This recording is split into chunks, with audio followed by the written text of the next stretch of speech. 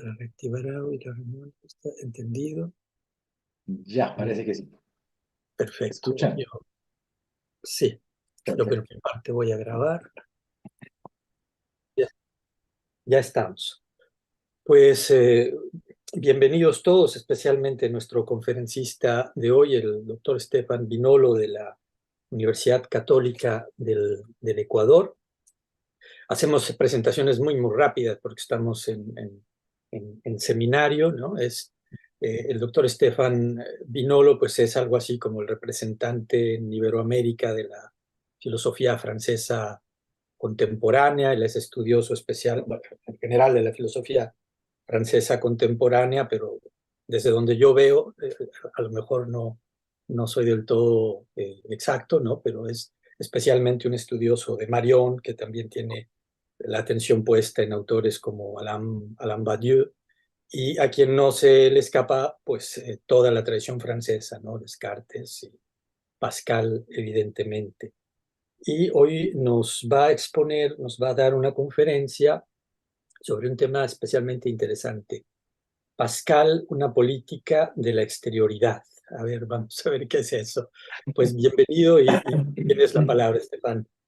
Buenas tardes, Juan Carlos. Muchísimas gracias por esta presentación y muchísimas gracias también por esta invitación a participar a este seminario que organizan desde México. Para mí siempre es un inmenso placer siempre participar en este seminario. Y efectivamente, tal como decías, quisiera esta mañana presentarles una pequeña reflexión sobre un tema que no es un tema del cual se suele hablar mucho en los estudios de Pascal, que es el campo de la política. Entonces, preparé un pequeño texto, es un poco largo, pienso que va a durar unos 40, 45 minutos, si me permiten, y Muy para bien. que después podamos tener un pequeño discurso, un pequeño debate sobre este problema de la política en Pascal. Entonces, el campo de la política no ocupa un gran espacio en los textos de Pascal, o como mínimo no lo hace de manera explícita. Si bien es posible encontrar reflexiones políticas de Pascal, no ocupan en su obra un lugar tan cuantitativamente importante como puede serlo el problema de la gracia, de la caída, de la doble naturaleza humana, de la diversión o incluso del abandono del ser humano. No se trata aquí de minimizar el hecho que Pascal haya redactado como mínimo un texto explícitamente político, los tres discursos acerca de la condición de los grandes. Pero no se puede dejar de notar que, tal como para Descartes, sus ideas políticas se deben buscar en múltiples textos, puesto que han sido diseminadas en los pensamientos, en las cartas provinciales o más aún en su correspondencia. De hecho, el mismo Pierre Nicole, quien publicó los tres discursos en 1670, ya establecía en su introducción al texto la paradoja que habita la obra de Pascal. Por un lado, afirma de manera recurrente la importancia de la política, por la cual Pascal hubiese, cito, sacrificado su vida. Pero por otro lado, también manifiesta una gran escasez de textos explícitamente políticos, tal como si la política fuese para él una preocupación a la vez totalmente central y sin embargo absolutamente marginal. Esta minimización del campo político dio lugar a varias interpretaciones. El mismo Pierre Nicole señalaba que esta ausencia podía surgir o bien de una simple pérdida de los textos políticos de Pascal, o bien del hecho que Pascal nunca redactó sus pensamientos políticos, o bien finalmente de la idea según la cual todos los pensamientos de Pascal son de cierta manera y en última instancia textos políticos escondidos. Pero es posible imaginar una cuarta explicación, menos biográfica e histórica y un poco más conceptual. Tal como sucede para pensadores contemporáneos, tal como René Girard o Bruno Latour, quienes han desarrollado, tal como sucede para pensadores como Girard o Latour, quien desarrolla una antropología fundamental, suele considerar que la política es una simple actividad humana adicional, suplementaria y por lo tanto marginal, que al provenir directamente de la antropología y al ser su simple despliegue, no merece desarrollos largos, puesto que está totalmente contenida en potencia dentro de esta misma antropología. Y sin embargo, en lo que se refiere a Pascal, esta explicación se enfrenta al hecho que, en el siglo XVII, muchas de las políticas, como por ejemplo aquellas de Hobbes o de Spinoza, provienen directamente de antropologías fundamentales, lo que no impidió ni ocultó los textos explícitamente políticos de dichos pensadores. La limitación cuantitativa de la política en Pascal se debe entonces buscar en algo más fundamental y esencial a su obra. Para un pensador tan cercano al jansenismo, la vida terrenal no puede ser el valor supremo, dado que el verdadero objetivo de la vida no puede consistir, tal como para muchos filósofos del siglo XVII, en perseverar en el ser, tal como en Spinoza, ni tampoco en luchar a favor de su autoconservación, tal como es el caso en Hobbes. Para quien busca la vida eterna y se da como objetivo alcanzarla, la organización de la vida intramundana no es tan importante como el entender cómo alcanzar a la misma eternidad. Por diversas razones, entonces, se puede entender la minimización de los textos políticos en la obra de Pascal. Y sin embargo, a pesar de esta minimización, y no obstante la diseminación de las ideas políticas en sus textos, es posible reconstruir ciertas tesis claras y originales de Pascal, tesis que se encuentran en plena coherencia con la totalidad de su filosofía y que permiten explicar concepciones tan singulares y a la vez tan abruptas, tales como la superioridad de la fuerza sobre la justicia, la centralidad de la costumbre dentro del mismo proceso de legitimación de las leyes, o el fundamento del Estado sobre la simple victoria violenta de un pequeño grupo de individuos. Muchos autores notaron el carácter singular de la política en Pascal. Su realismo, que no se puede inscribir dentro de los pensamientos naturalistas, ni tampoco contractualistas de la política, y que lo acercaron paradójicamente a la rigidez y a la violencia de la política de Spinoza. Con el fin de entender esas posiciones pascalianas, es necesario entender el carácter doblemente leve de la política para Pascal. Leve en tanto que no es fundamental y leve en tanto que no está fundamentada. La levedad de la política responde así a toda la lógica antifundacional de la política de Pascal que encontramos tanto en el campo de la ciencia como en aquellos de la antropología, de la teología o en la marginalización del ser humano en el universo, en oposición radical con los grandes sistemas metafísicos del siglo XVII obsesionados por el hecho de fundamentar. Precisando a la política de Pascal, es así el mismo gesto pascaliano que se podrá evidenciar. Su gesto antifundacional y antimetafísico, dado que la política pascaliana, tal como vamos a ver, es una política del como si, una política de la exterioridad de los comportamientos, una política del juego y una política del teatro. Es decir, una política racionalmente explicable, aunque no esté racionalmente fundamentada. Para entender la finalidad de la política, así como su levedad, es necesario comprender primero el problema al cual responde. De manera clásica, Las filosofías políticas del siglo XVII reposan sobre dos preguntas cuyas respuestas las determinan totalmente. Pregunta 1. ¿Por qué razón los seres humanos prefieren la vida a la muerte? Pregunta 2.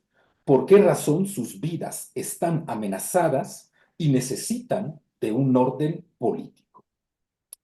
Primero, las filosofías políticas están determinadas entonces por la razón por la cual los seres humanos desean conservar sus vidas. El hecho, por ejemplo, que este proceso sea ontológico en Spinoza y racional en Hobbes, distingue a sus filosofías políticas, dado que Hobbes introduce una ruptura operada por la racionalidad entre el estado natural y el estado político, cuando Spinoza conserva entre ellos una simple continuidad ontológica.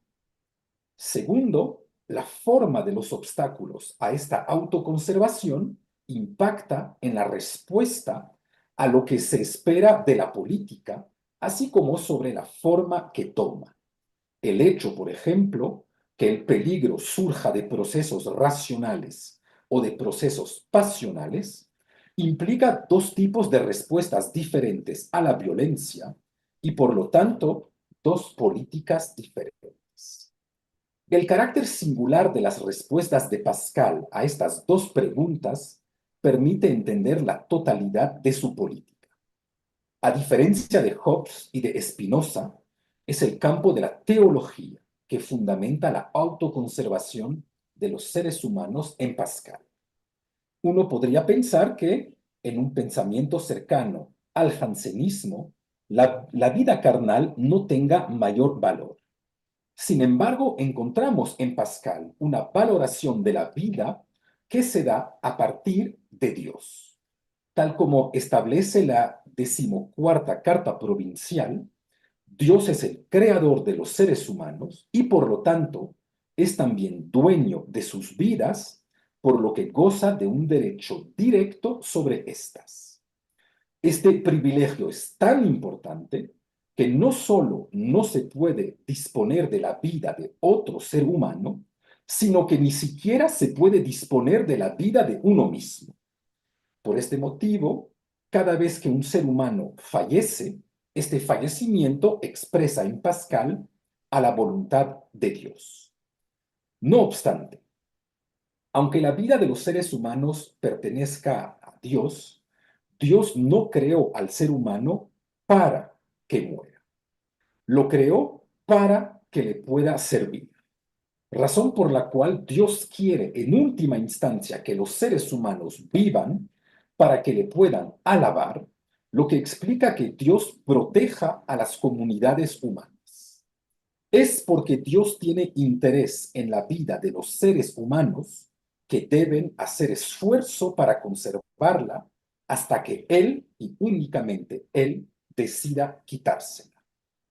Así, la política aparece como una manera humana de reforzar la voluntad divina de autoconservación.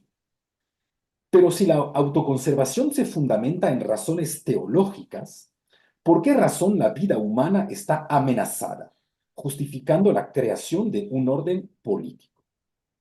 Pues parte del debate de la filosofía política del siglo XVII consistía en saber si la violencia del estado de naturaleza surgía de la misma naturaleza humana o si provenía, al contrario, de la socialización y del encuentro entre individuos.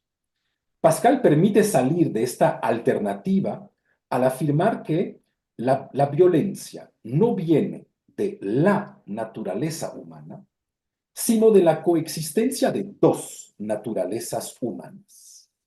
Antes de la caída, el ser humano gozaba de una primera naturaleza a la cual sucedió una segunda. Y es en esta articulación que se puede explicar el surgimiento de la violencia y, por lo tanto, la misma necesidad de la política. La voluntad del ser humano es un movimiento cuya fuerza motriz primera es el amor y tiende inexorablemente a su satisfacción que representa su verdadero reposo. De ahí, por ejemplo, que Pascal llame deseo la tendencia de la voluntad hacia su satisfacción y que todos los seres humanos deseen, en última instancia, ser felices. Pero este deseo se orienta de manera diferente en las dos naturalezas. En el estado de inocencia, la gracia lo orientaba hacia Dios. Después de la caída, se dirige hacia el mismo ser humano y hacia los bienes materiales y simbólicos. Antes de la caída, en su búsqueda de perfección, el ser humano amaba a Dios y se amaba en Dios, con la mediación de Dios, lo que permitía que se ame de un amor infinito. Accedía no solo a un amor infinito, sino además a un objeto infinito de amor. Con la caída, esta articulación se complicó. El amor infinito del cual es capaz el alma se orientó hacia un ser finito, el ser humano, que por lo tanto ya no podía llenarlo totalmente. La caída puso al hombre dentro de una situación de vacío y de falta, puesto que su amor ya no podía encontrar el reposo ni la satisfacción en el amor de un ser infinito. El amor infinito que lo sigue animando a pesar de la caída ya no podía ser colmado por un objeto finito. Así, el amor infinito perdió su objeto infinito y está en constante búsqueda de este. Y existieron entonces dos estrategias para intentar satisfacer a este amor infinito falto de un objeto infinito. Primero, con el fin que el amor infinito orientado hacia el ser humano pueda seguir amando a un ser infinito, es posible pensar en llevar al mismo ser humano hacia un estatuto de infinito. Si el amor infinito necesita de un objeto infinito, bastaría con que el ser humano se haga infinito. Sin embargo, éste conoce su miseria, por lo que no puede elevar directamente su propio yo hacia un estado de infinito. Lo que puede hacer, o lo puede hacer únicamente confundiendo su yo con la imagen del yo que percibe en la mirada de los otros. El ser humano no puede elevarse sin Dios, pero puede elevar a su imagen social, impactando sobre la percepción que tienen los otros de nosotros mismos. Razón por la cual, dice Pascal, la búsqueda de la estima es central en los seres humanos. Este proceso de confusión entre el yo y el yo imaginado o el yo social necesita de dos acciones diferentes. Por una parte, es necesario olvidar la nada que somos en comparación con Dios para ocultar la miseria ontológica del nuevo objeto del deseo, el yo social, lo que abre obviamente todo el campo de la diversión que tiene como objetivo el olvido de nuestra miseria. Por otra parte, se trata de valorarnos a través de un desplazamiento del punto de vista a partir del cual nos estamos percibiendo, lo que nos lleva a mirarnos a través de los ojos de otros dentro de un proceso de especularidad en el cual quisiéramos ser, cito Pascal, todo para todos. He aquí el fundamento del amor propio de vanidad. La especularidad y la vanidad que conlleva responden a la necesidad de adecuar el yo finito y miserable y odioso al carácter infinito del amor para hacerlo digno de éste. Segundo, esta adecuación entre un amor infinito y un objeto finito también puede buscarse a través de la acumulación de bienes exteriores al yo.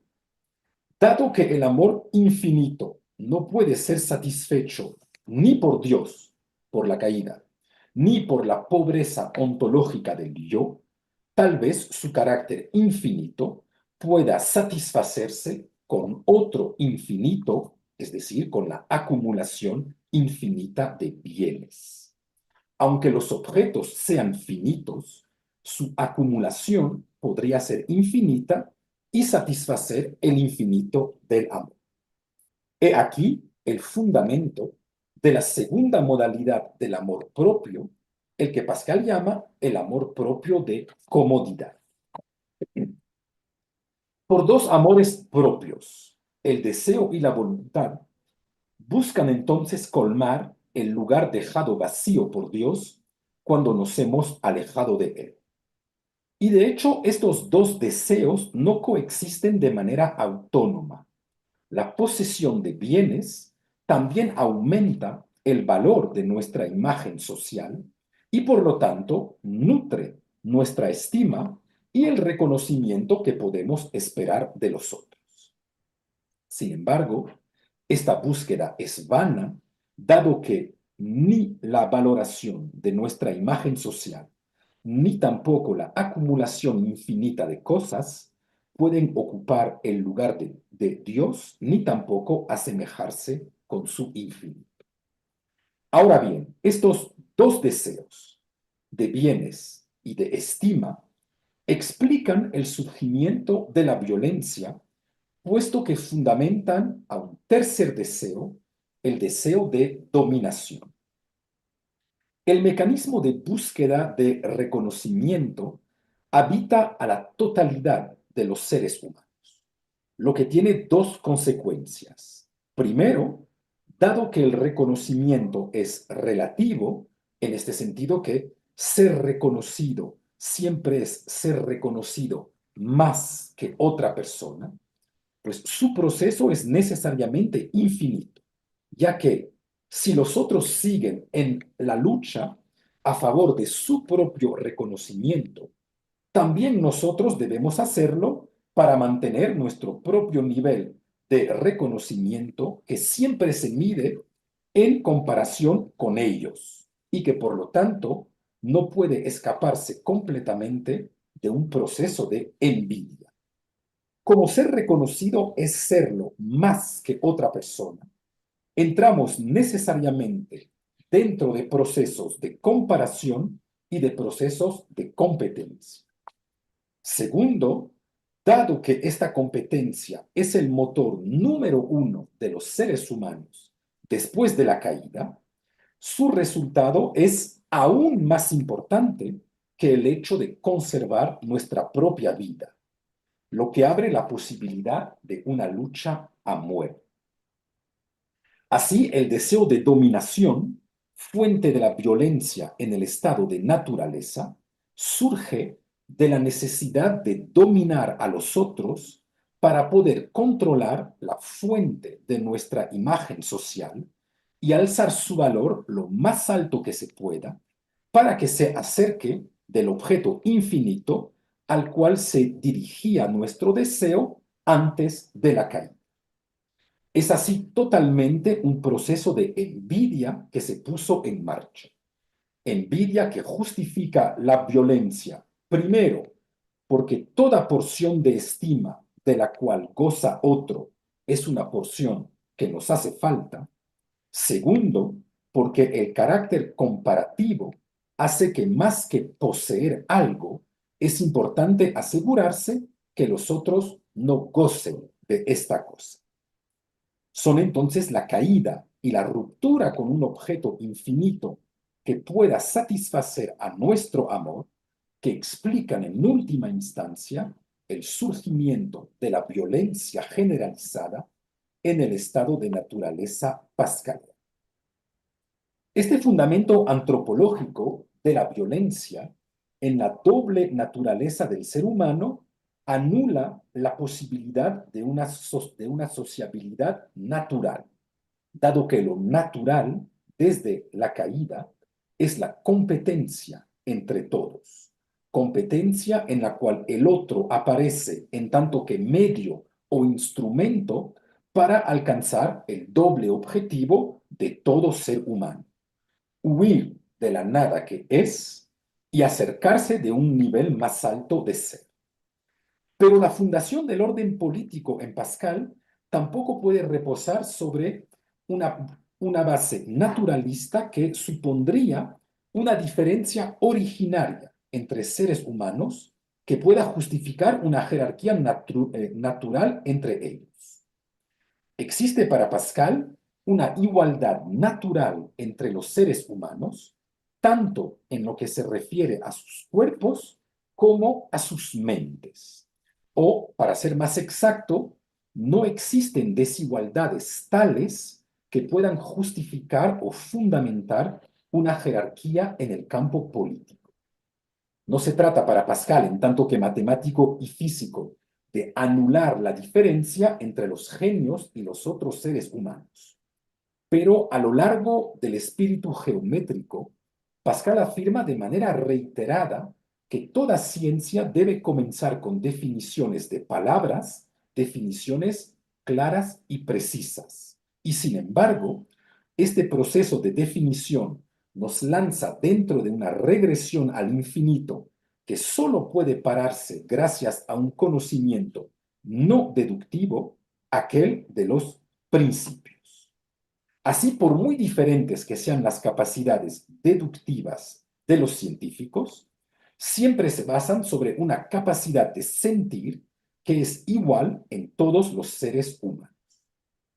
En lo que se refiere a las capacidades cognitivas, entonces, su diferencia en Pascal no yace en una diferencia natural que posibilitaría una jerarquía originaria entre seres humanos, sino simplemente en su uso y en la costumbre de utilizarlas. Y lo mismo sucede para la igualdad de las capacidades corporales. Pascal, quien ha sufrido gran parte de su vida las enfermedades del cuerpo, bien sabe que existen diferencias entre las capacidades corporales de cada uno de los seres humanos. No obstante, ninguna de estas diferencias de facultades corporales puede justificar alguna jerarquía política, ya que los cuerpos no reflejan ningún tipo de estatuto político. La caída instauró una tal diferencia entre Dios y los seres humanos que la diferencia finita entre estos parece mínima y casi insignificante. Por esta razón, las jerarquías políticas no pueden fundamentarse en Pascal en fundamentos naturales. Pero tampoco esta jerarquía puede basarse, tal como en Hobbes, que Pascal ha leído, sobre un pacto, dado que los tres conceptos necesarios a la construcción de una teoría del pacto social, la naturaleza humana, el derecho natural y la ley natural, son constantemente criticados por Pascal. La naturaleza humana en Pascal se desdobla en una doble naturaleza. Más aún, ni siquiera se puede asemejar la segunda naturaleza después de la caída con la naturaleza humana en Hobbes, dado que no solo existen dos naturalezas humanas en Pascal, sino que se abre la posibilidad de una diseminación total de las naturalezas, tal como dice el fragmento L129, ¿cuántas naturalezas en la del hombre? Lo mismo sucede para el derecho natural. La igualdad entre seres humanos no yace en un común derecho, sino en una común distancia con Dios desde la caída. Y finalmente, aunque Pascal pueda afirmar en la 14ª carta provincial que existe una ley natural, en los textos más tardíos de los pensamientos, anula la posibilidad de conocerla, ya sea a través de sentimientos como a través de la razón. ¿Cómo fundar entonces el orden político en Pascal si no es sobre jerarquías naturales, ni tampoco sobre desigualdades que podrían surgir después de un acuerdo, después de un pacto? La respuesta de Pascal es tan realista como fría. El orden político se crea por la fuerza y se mantiene a través de la imaginación. A diferencia de lo que sucedía en Hobbes, El momento prepolítico en Pascal no es un momento de soledad de los seres humanos. Ya existen en este primer momento partes, es decir, grupos humanos que se oponen los unos los otros para imponer su dominio. Por lo que al final, una de estas partes logró imponerse a las otras únicamente por la fuerza. Por lo que es la fuerza que impone su orden en un primer momento, lo que explica que las primeras leyes sean aquellas que permiten al grupo dominante reproducir su poder de manera legal. En este primer momento, la política aparece entonces como nada más que la continuación de la guerra a través de medios legales, dado que las primeras leyes no son nada más que la justificación, la legitimación y la continuación de una relación de las fuerzas que existía entre las diferentes partes en el estado prepolítico. Sin embargo, si bien la fuerza puede establecer de manera momentánea un orden, no basta para asegurar su perseverancia en el seno. Dado que las primeras leyes de transmisión del poder son el reflejo de los intereses de la parte que ganó la guerra, no se puede mantener por la simple fuerza. Para que este orden sea estable, es necesario que de cierta manera las reglas que impone sean aceptadas por aquellos sobre quienes se aplican, y es en este proceso de aceptación que surge el problema de la imaginación. El fenómeno de la especularidad explica una vez más el surgimiento de las normas. Es de recordar que antropológicamente estamos atrapados dentro de procesos de búsqueda de reconocimiento. Ahora bien, dentro de un sistema político, el Estado reparte los honores más altos y es de la mayoría que podemos esperar el reconocimiento cuantitativamente más importante. Por lo que existirán dos tipos de individuos diferentes. Los primeros, ignorantes de los procesos de fundamento del Estado, creerán que las leyes son en sí justas y se someterán a estas. Serán miméticos por ignorancia. Pero se podría imaginar que otros individuos, sabiendo que estas mismas leyes no reposan sobre ninguna justicia trascendente, sino sobre la pura contingencia de la fuerza, se rebelen en contra del orden político. Sin embargo, señala Pascal, ellos tampoco pondrán en peligro al orden, ya que con el fin de ser reconocidos, seguirán racionalmente a las leyes, aunque sepan que no son justas. Tal como aparece en el Tratado de la Reforma del Entendimiento de Spinoza, quien quiere ser distinguido y por lo tanto reconocido o diferenciado por un grupo humano, debe paradójicamente someterse a las normas. Si queremos ser distinguido y que vivimos en una sociedad que valora la fuerza, debemos mostrarnos fuertes. Si al contrario queremos ser distinguidos por una sociedad que valora la compasión, debemos mostrar compasión para nuestros semejantes, dado que siempre es el grupo que dicta el criterio de la diferenciación, de la distinción y por lo tanto de la estima. Pues lo mismo sucede en Pascal. Existe una autoorganización racional del orden político que se basa en el hecho que, independientemente de lo que uno pueda pensar, para ser estimado por alguien es necesario hacer algo que le parezca estimable y por lo tanto someterse a sus criterios.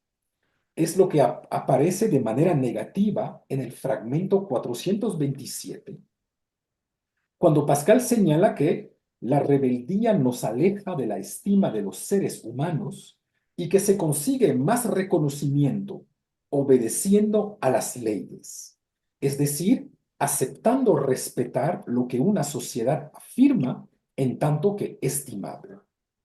Dado que todos buscan ser estimados, para que surjan normas comunes, basta con que un gran número de personas piensen que las leyes son justas y que las respeten para que todos tengan racionalmente interés en respetarlas a través de una especie de proceso de contraproductividad de la diferencia, según el cual, para diferenciarse, es necesario paradójicamente, imitarse los unos los otros y por lo tanto converger hacia normas y comportamientos comunes.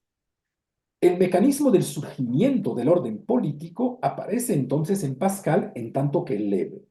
Primero, porque no se fundamenta sobre nada sino la contingencia de la fuerza de un grupo de seres humanos. Pero sobre todo, la levedad aparece en el proceso de perseverancia en el ser del orden que se basa únicamente sobre la búsqueda de la estima por parte de los seres humanos, lo que explica que una ley no persevere en el ser porque es buena o justa, sino lo contrario. Es porque una ley es percibida como justa que todo el mundo se somete a esta para ganar el reconocimiento y que por lo tanto esta ley logra perseverar en el ser. Lejos de los fundamentos metafísicos, el único fundamento del orden político es su misma existencia. Cito el fragmento 60. Nada según la mera razón es justo por sí mismo. Todo se tambalea con el tiempo. La costumbre es la equidad por la mera razón de que es aceptada. Es el fundamento místico de su autoridad. La levedad del fundamento de facto del orden político tiene como consecuencia una concepción muy singular de las relaciones políticas, no solo entre gobernados y gobernantes, sino además entre gobernados entre sí, que se justifica por un proceso de diferenciación y de externalización, y que permite pensar la definición pascaliana de la política, así como su campo. Tal como aparece en los tres discursos, el poder político se debe pensar a partir de las categorías de azar y de contingencia. De la misma manera que un náufrago que llegase a una isla en la cual los habitantes, pensando reconocer en él a su antiguo rey, le darían el poder, los políticos gozan de un poder que les ha sido dado por razones contingencia. Esta contingencia es primero aquella de la fuerza que ganó en el momento originario del establecimiento de las leyes de filiación del poder, pero es también aquella de haber nacido en una familia que pertenece a las clases dirigentes o el haber nacido en un país que decidió regirse por tal o cual sistema político que le otorga el poder político a tal grupo en vez de otro. Y sin embargo, este azar del fundamento para Pascal no le quita legitimidad al poder. Permite al contrario localizarlo y precisarlo. Toda la política de Pascal está sometida a la distinción y a la jerarquización de los órdenes. Lo político rige en el orden de los cuerpos, razón por la cual solo puede impactar estos y exigir cierto tipo de comportamiento que permita mantener el orden social y la paz.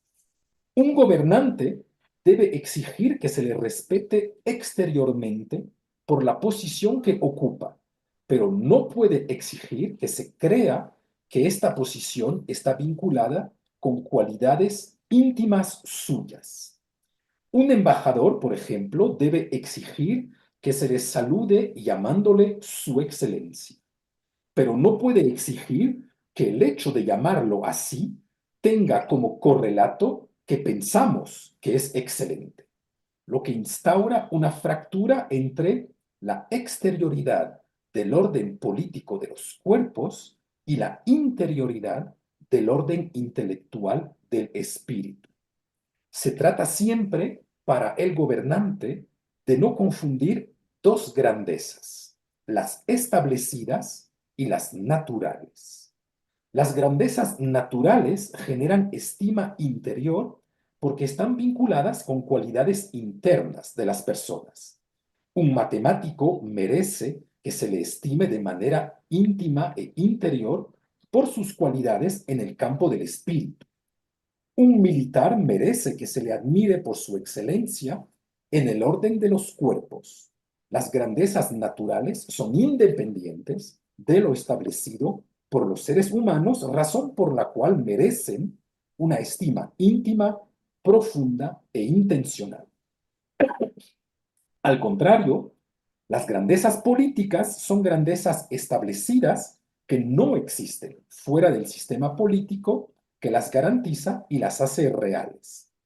Por este motivo, no es que estas grandezas no merezcan respeto, pero merecen un respeto establecido, que se manifiesta a través del respeto externo y comportamental del rango que cada uno ocupa según la jerarquización puramente política de los cuerpos.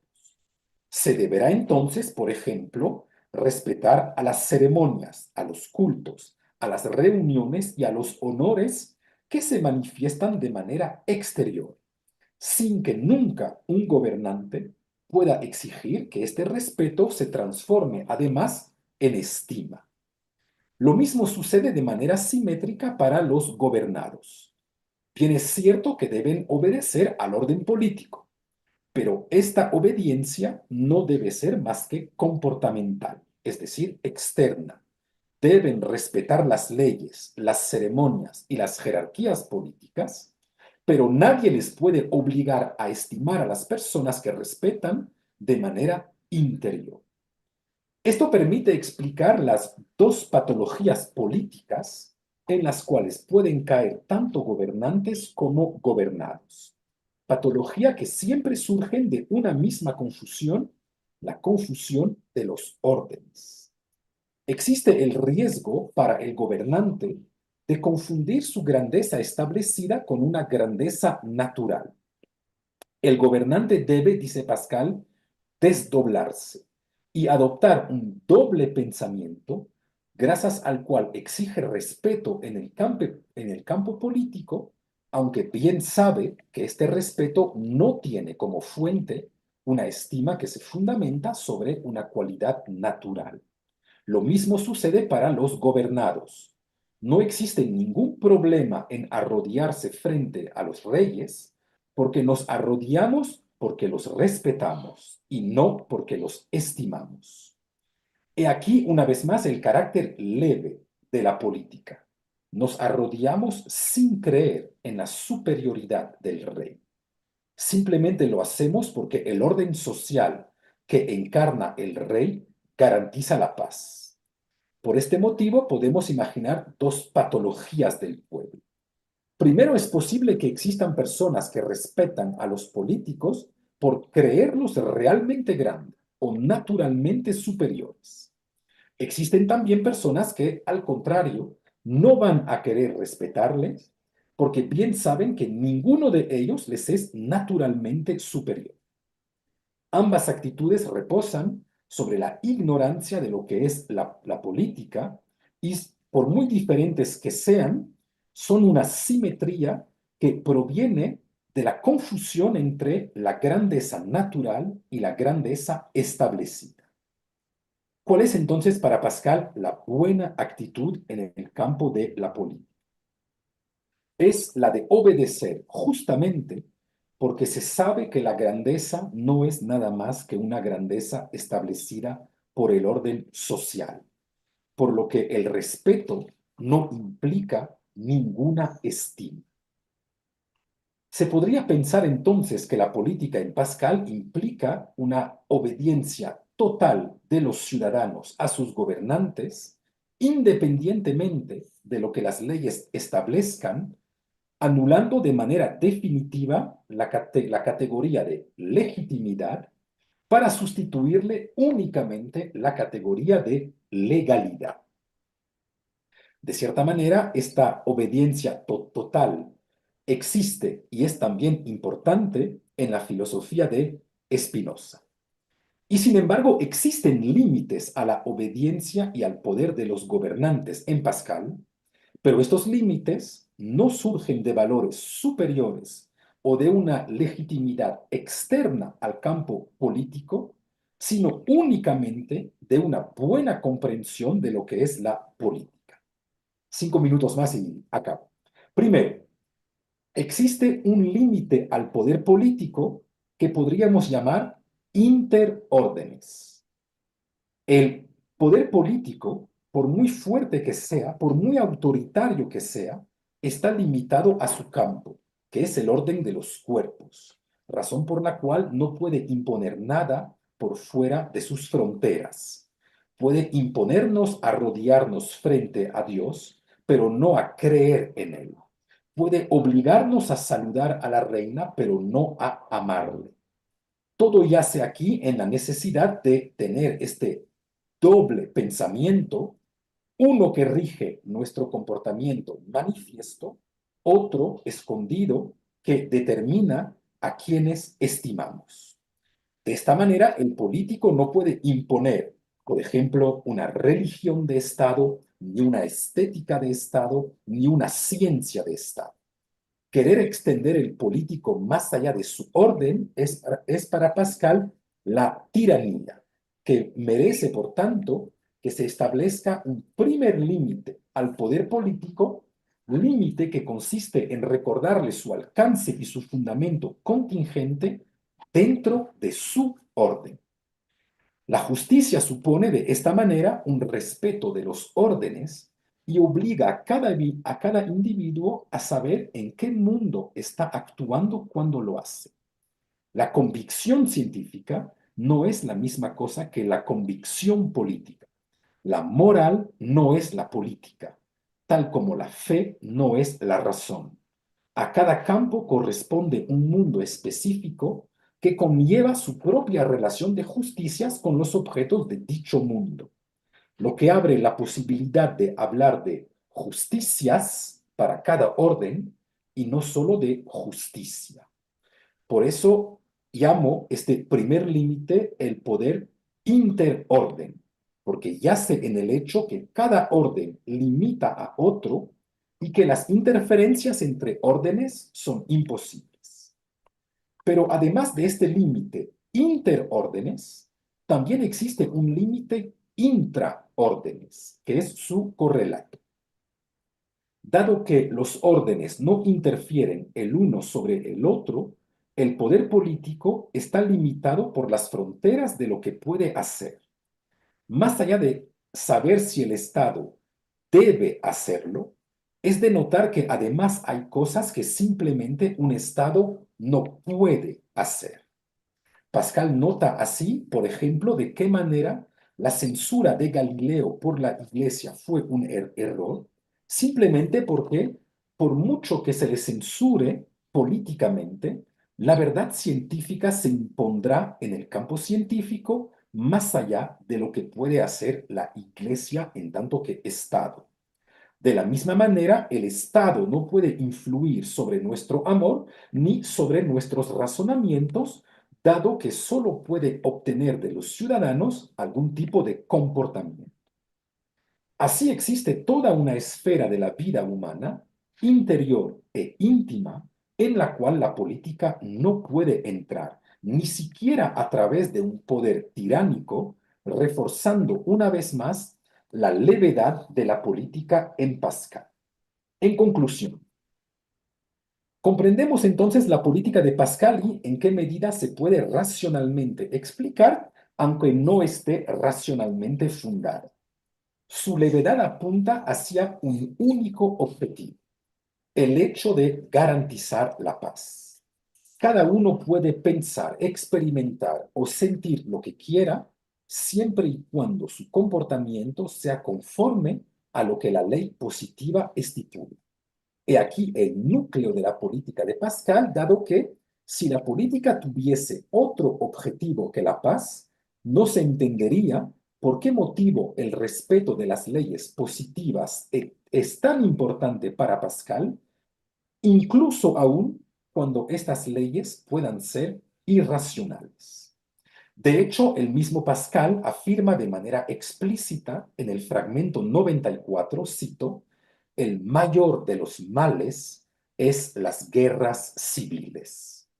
Se podrían hacer explicaciones biográficas de este miedo a la guerra civil y por lo tanto de la valoración al extremo de la paz como objetivo de la política.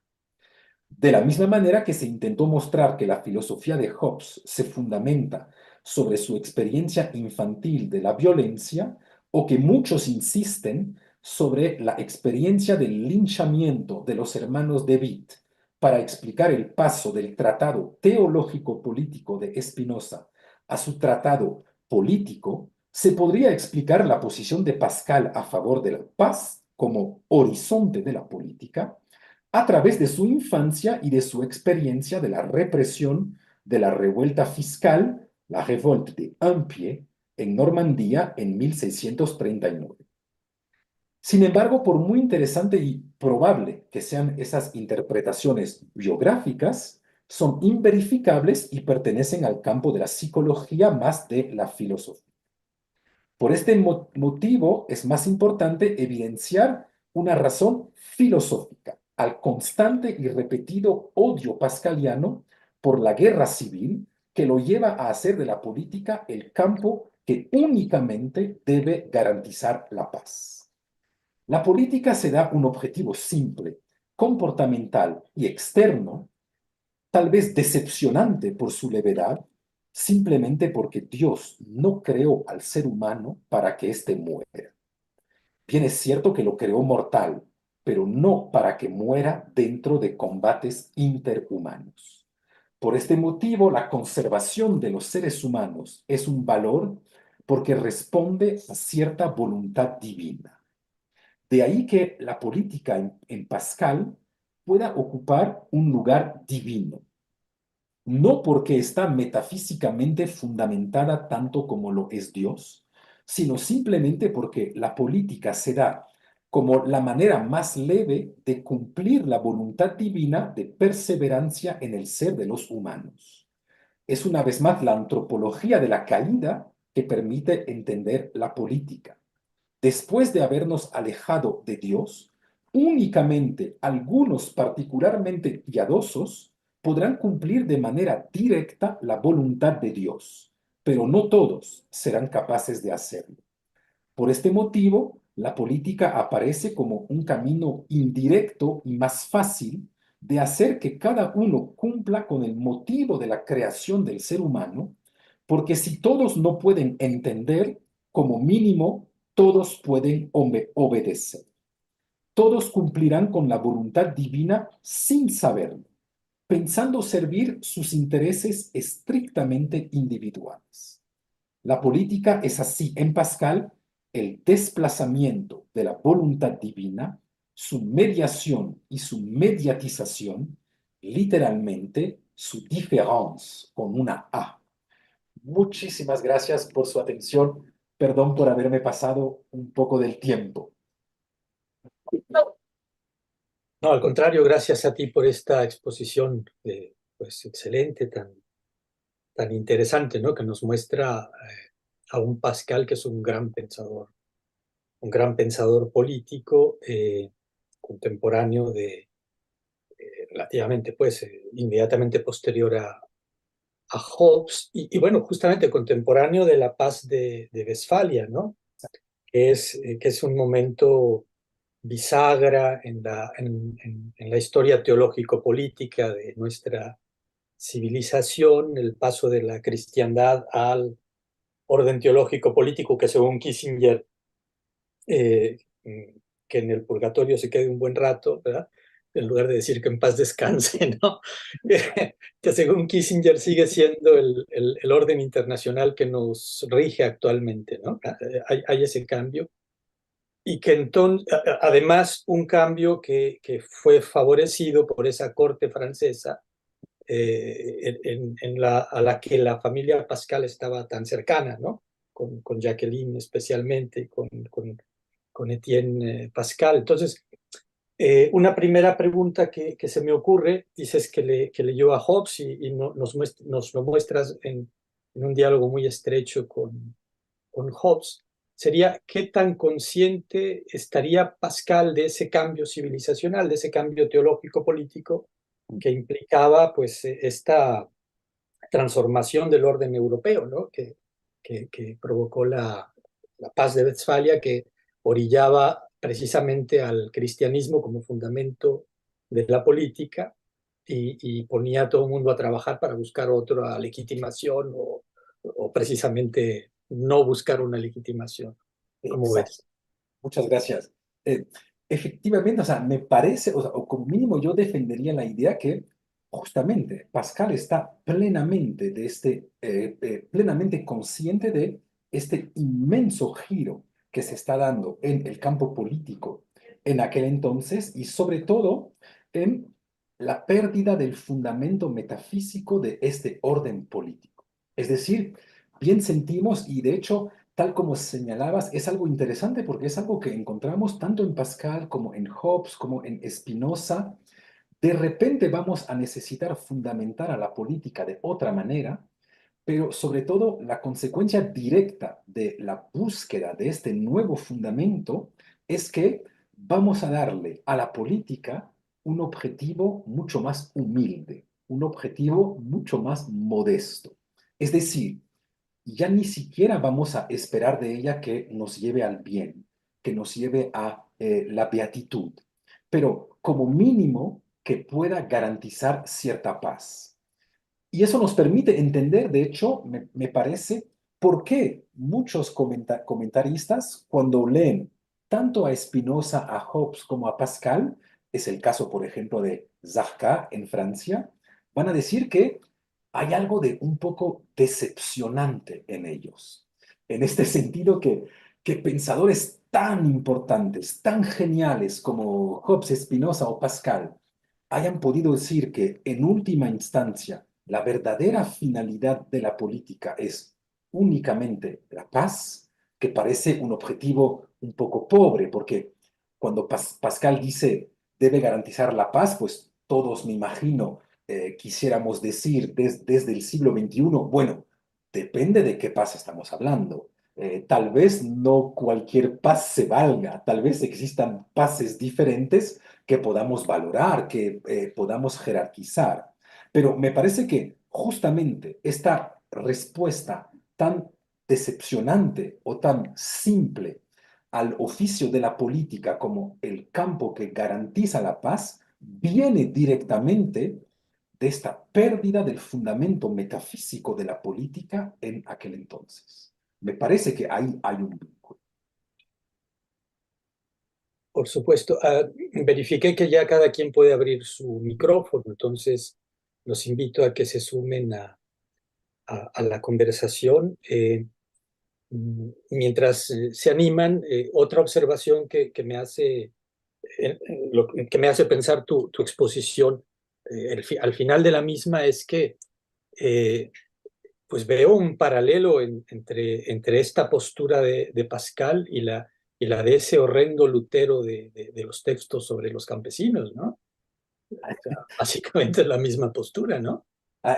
Ahí obviamente tocas un tema históricamente muy delicado y también conceptualmente muy delicado. Pero sí, bueno, y de hecho su mismo vínculo con el jansenismo siempre puso a Pascal en una posición muy delicada, porque bien sentimos que, a pesar que obviamente no se trate de unificarlos, ¿ah? Pero bien sentimos por qué razón Pascal pudo generar tanta admiración, pero también a la vez tanto odio, justamente por tal vez retomar como mínimo ciertas posiciones que tal como dices tú, casi hubieran podido estar así como están en los mismos textos de Lutero. Efectivamente, ahí hay un problema conceptual muy difícil, muy grave. Gracias. Quizás alguien quiera sumarse ya a la conversación. Y hay además, el tiempo que alguien se anime, hay además otra dificultad en Pascal que me parece muy interesante trabajar en el futuro es su cercanía, obviamente su cercanía conceptual, porque no es que Pascal sea un gran lector de Spinoza, pero como mínimo hay una gran cercanía conceptual con esta idea que debemos erradicar de la política el concepto de legitimidad. Es decir, que en última instancia, lo único que nos importa en la política es el campo de lo legal, no el campo de lo legítimo. Ahí hay un trabajo muy interesante que hacer sobre Spinoza y Pascal. Quizás en el sentido de que los dos son lectores de Hobbes, ¿no? Exacto, exacto, sí, Continuadores. sí. Pero lo que pasa es que me parece muy interesante que, claro, dos personas teológicamente tan diferentes como Pascal y Spinoza puedan tener una concepción tan cercana de la política, con este juego de autorregulación de los afectos para garantizar la paz. Muy bien. Ramsés, adelante. No sé si tienes abierto tu micrófono, Ramsés, parece que no. Según yo vi aquí, ya puedes abrirlo tú mismo. A ver, permitir a todos los participantes. Reactiva el micrófono por ellos mismos. Se supone que tú puedes reactivar tu micrófono, Ramsés. Ah, dice que no se le permite. ¿Cómo es esto? A ver si lo puedo activar por acá, que yo soy un novato en estas cosas. ¿Dónde está Ramsés? A ver, Sí, ahí ya, se ya me lo escucha. tienes. Ya lo tienes. Ahora sí. Adelante. Ahora sí. Te Bueno, escuchamos. gracias. Sí, me parece una exposición brillante porque ofrece una nueva faceta, en particular que no tenía tan dimensionada de la perspectiva política de Pascal. Y a propósito de este último comentario que hacía el doctor Moreno Romo, me quedé pensando en si la legitimidad no va a tomar el rol tan preponderante que tiene otras filosofías políticas, sino el de la legalidad. Entonces ahí se abre un nuevo problema y es, por lo menos, qué valoración tendría Pascal sobre las legalidades que no son justas. Porque hay ejemplos del siglo XXI donde se constituyeron sistemas legales, pero que fueron totalmente inmorales y totalmente injustos, pero se defendieron muy a la Carl Schmitt en que eran totalmente legales. Entonces, sí, ese es un panorama que me gustaría escucharle al doctor Estefan para ver qué vetas pascalianas podrían haber detrás. Eso por un lado. Y por otro, retomar la tan interesante beta sobre la psicopolítica, que Pascal en otras exposiciones que se han hecho, parece ser un autor que se adelantó a lo que está ahorita de moda, que son los estudios psicopolíticos. Cuando retomas cuál es la emoción o los sentimientos que dirigen candidaturas y elecciones, Pascal me parece que sí se estaba adelantando mucho. Y creo que lo hizo con más sencillez y con más accesibilidad, incluso en su discurso, que lo que yo leo en Hobbes. Entonces, ahí está otro tema y es cómo, cómo se preocupó Pascal por o qué tan consciente fue Pascal de cómo unas emociones pueden guiar regímenes políticos hacia una dirección, cómo emociones pueden dirigirlas hacia otro.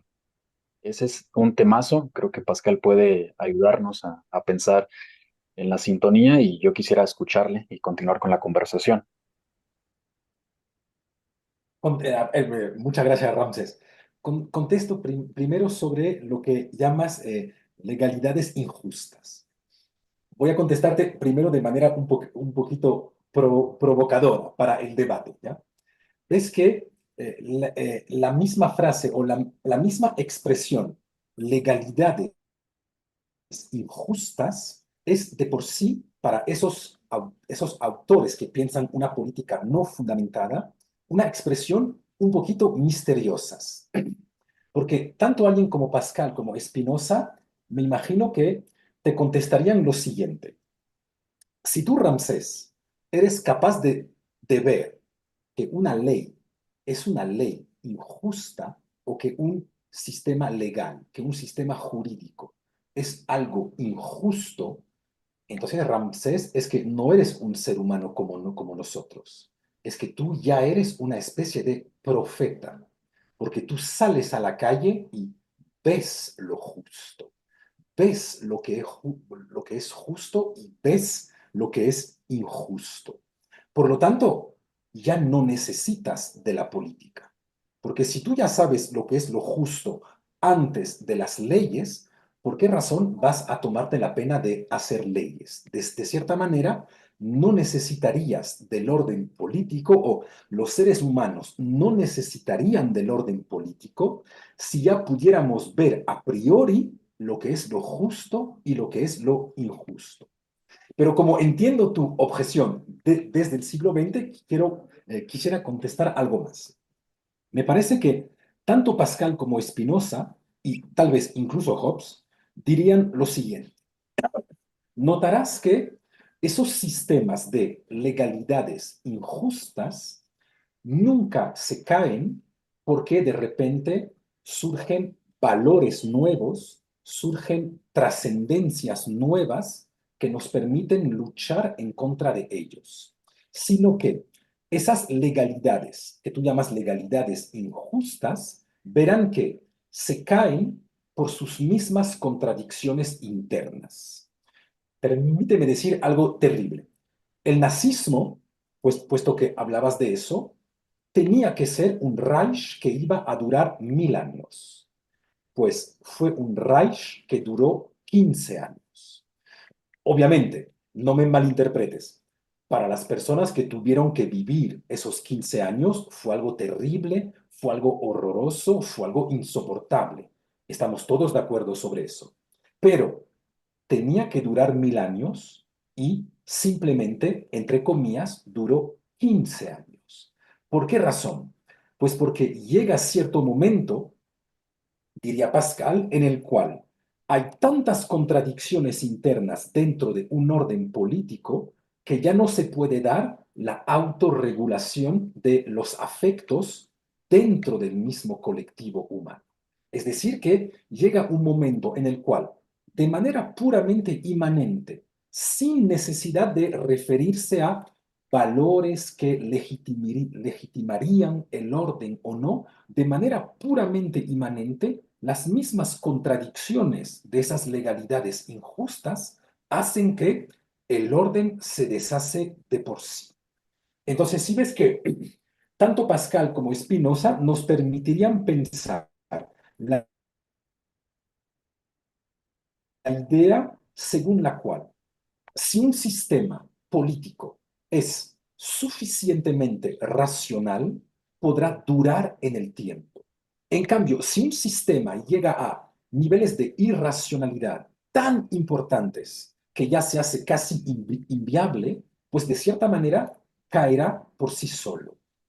Pero entiendo una vez más que que puede ser algo un poquito decepcionante porque consistiría en decir, vamos a evaluar a los diferentes regímenes políticos simplemente por su duración en el tiempo. Un régimen que dura, de cierta manera, evidencia que no está habitado por tantas contradicciones internas como un régimen que no dura, como un régimen que se cae de manera relativamente rápida. Y eso me permite también decir algunas cosas sobre lo que decías de la psicopolítica. Yo tal vez no diría que alguien como Pascal ya había visto lo que se llama hoy en día explícitamente psicopolítica. Pero lo que sí estoy totalmente de acuerdo contigo es que como mínimo alguien como Pascal, y una vez más, tanto como Spinoza y Hobbes, bien vieron que en la política, uno de los vectores más importantes es el vector de los afectos. Es decir, que de cierta manera, toda política es una política de cuerpos afectados. Lo más importante en el campo de la política es el concepto de cuerpo y el concepto de afecto.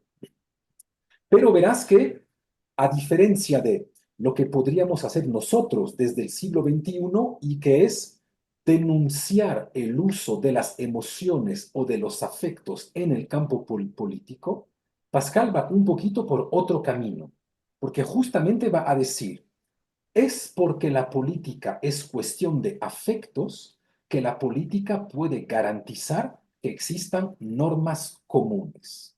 Porque bien es cierto que algunos sabios ultrarracionales y entre ellos se puedan poner de acuerdo para regir al país de manera racional. Pero ¿qué vas a hacer con las personas que no pueden acceder a este nivel de racionalidad? Pues no pasa nada, diría Pascal, porque de cierta manera el mismo juego de equilibrio de sus afectos va a permitir garantizar que ellos también, de cierta manera, respeten a las leyes. Por lo que intenté explicar con todo este juego que, en última instancia, vamos a respetar las leyes porque pensamos que al hacerlo vamos a ganar en estima, vamos a ganar para poder construir este famoso yo social. Por lo que ves que el caso de Pascal es interesante porque para él el hecho que los afectos jueguen en política es algo sumamente positivo. No es tal como nosotros de vez en cuando pensamos hoy en día algo negativo. Para él es sumamente positivo. Sin esta autorregulación de los afectos, no podrían existir normas comunes. No sé, Ramsés, si contesté más o menos a lo que decías. Si me permite, pues ahora sí que no replicar, sino comentar lo de Sí, claro, psicopolítica. claro. Sí, me refería que, claro, sí es un vector que alcanzo a notar en Pascal. No quise decir que fuera explícito, porque es un No, neologismo de exacto. la política, pero sí me parece muy, muy, muy relevante, tal cual lo dibuja, porque a la par de Pascal también está trabajando es otro concepto que ha sido muy caro para la tradición de los estudios políticos, que es el de dignidad y derechos humanos, que en la exposición no escuché, no sé por qué, pero me gustaría también, si pudiera poner en este escenario de ideas pascalianas, pues finalmente, ¿qué rol está jugando los derechos humanos o la dignidad? Aunque Pascal obviamente no creo que los llame así Exacto. explícitamente, pero Sí. sí están movilizando todas las ideas de orden político, porque hasta hoy, siglo XXI, no hay día en el que no se hable de sistema político sin hablar de derechos humanos. Entonces, para la distinción que, según entendí, es importantísima en Pascal, que es el de intraorden y interorden, creo que pues, este concepto modula, ahora sí que regula la propuesta pascaliana. Entonces, quizá estoy confundiendo algunos términos, pero lo pregunto porque creo que es relevante para entender esa propuesta de Pascal. Y eso es lo No, no, que... no. Sí, sí, sí. Y de lo otro que preguntaba me queda muy claro, sí. O sea, hay Gracias. veces con contradicciones y me lo veo más claro y se lo agradezco. Gracias, Ramsés. Verás que sobre esos conceptos, obviamente, tal como señalas tú, obviamente no aparece en Pascal el concepto de derechos humanos, ¿ah? Pero sí entiendo como mínimo lo que tú quieres decir cuando Pascal trata del problema del derecho natural.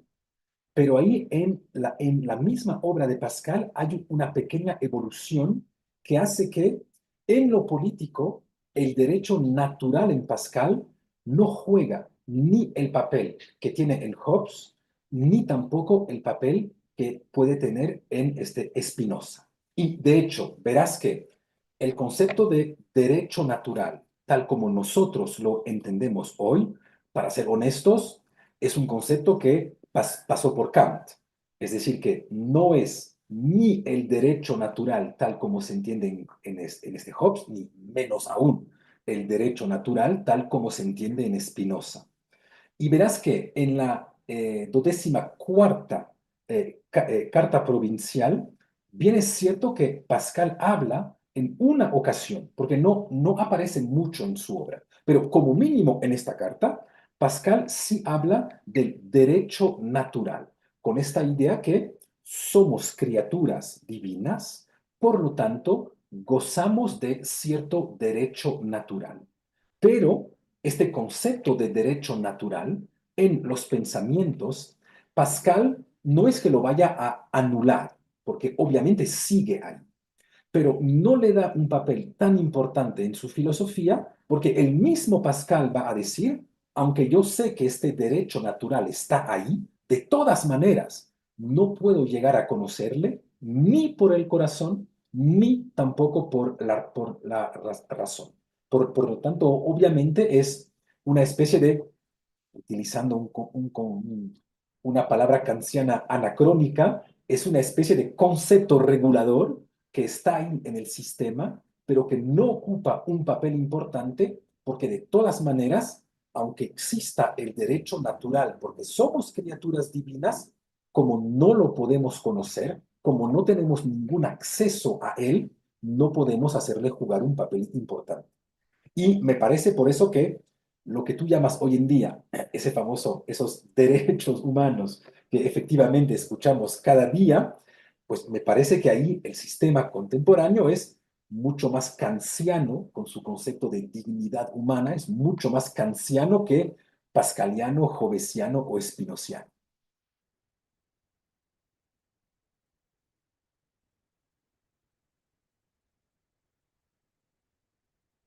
¿Alguien más querría participar?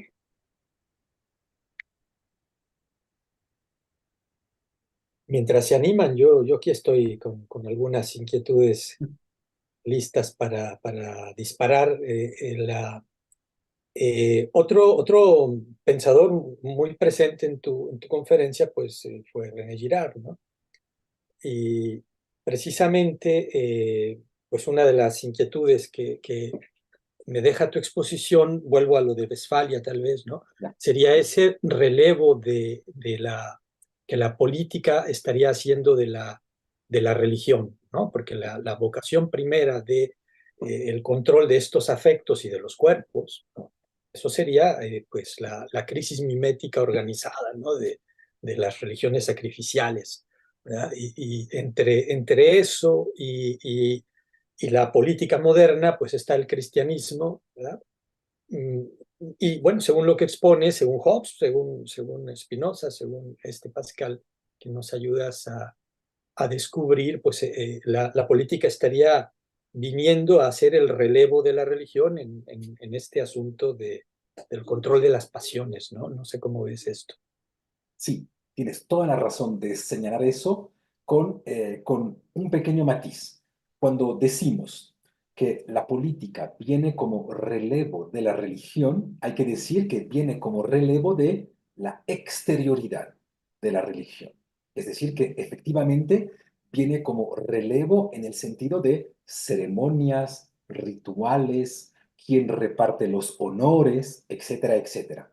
Pero obviamente la política como ente que maneja en gran parte el segundo orden, no puede subirse hasta el tercer orden, que es ya el campo de lo que podríamos llamar tal vez la religión interna o la religión íntima.